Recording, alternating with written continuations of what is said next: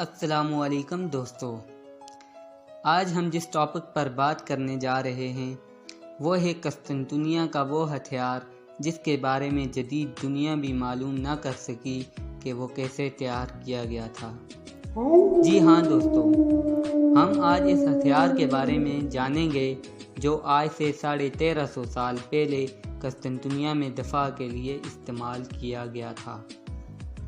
674 عیسوی میں عربوں نے ایک زبردست بحری بیڑا تیار کیا اور اسے قسطنطنیہ کی طرف بھیج دیا گیا۔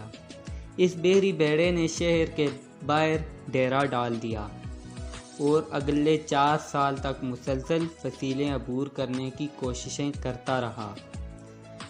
آخر 678 عیسوی یعنی 4 سال بعد بازنطینی یعنی قسطنطنیہ کے بحری جہاز باہر نکلے اور اچانک حملہ آور عربوں پر حملہ کر دیا۔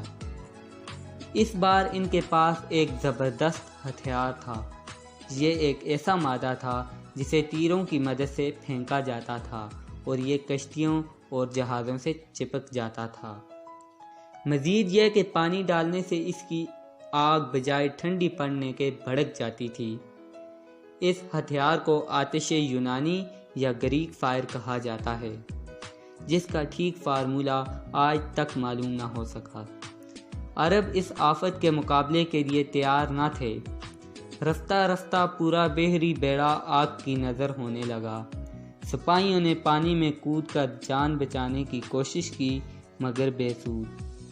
یہ آتش یونانی پانی میں گر کر بھی جلتی رہتی تھی اور ایسا لگتا تھا جیسے پورے بحر مرمرا نے آگ پکڑ لی ہو۔ عربوں کے پاس پسپائی کے علاوہ کوئی چارہ نہ رہا۔ اسی محاصرے کے دوران مشہور صحابی ابو ایوب انصاری نے بھی اپنی جان دے دی۔ ان کا مقبرہ آج بھی شہر کی فصیل کے باہر ہے۔ سلطان محمد فاتح نے یہاں ایک مسجد بنائی جسے ترک مقدس مکان مانتے ہیں۔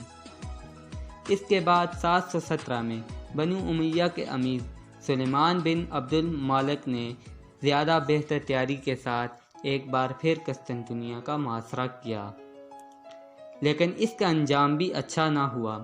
2000 کے قریب جنگی کشتیوں میں سے صرف 5 بچ کر واپس آنے میں کامیاب ہو سکیں۔ تو دوستو، یہ تھا قسطنطنیہ کا وہ ہتھیار جس کا ٹھیک فارمولہ آج کی جدید دنیا بھی معلوم نہ کر سکی کہ وہ کس طرح بنایا گیا تھا۔ مزید اچھی ویڈیوز دیکھنے کے لیے چینل کو سبسکرائب کریں اور ویڈیوز کو لائک کریں۔